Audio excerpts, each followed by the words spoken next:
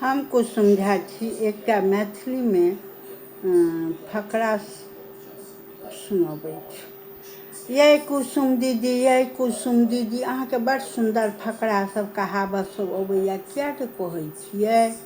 हाँ कहै छियै, रुकू ने कनि कहै छी हम। अहाँके बड़ नीक नीक सब अबैत अइ। हाँ रुकू हम कहै छी। झरकल मुँह झँपने सुन्दर, राम नाम जपै छी आ गर्दन कटै छी।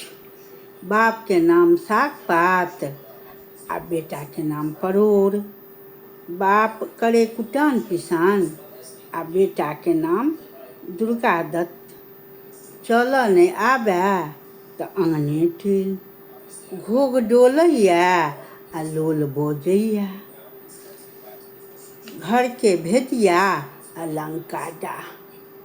केहन लागल ई कहावत फकरा सब से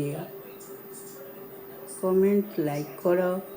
और हमरा जे अबैया से हम अहाँ सबके अहिना सुनबैत रहब। गलती सलती क्षमा करब।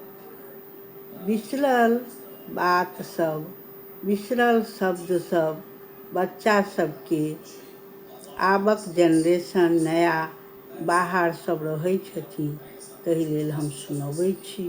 गलती सलती क्षमा करब।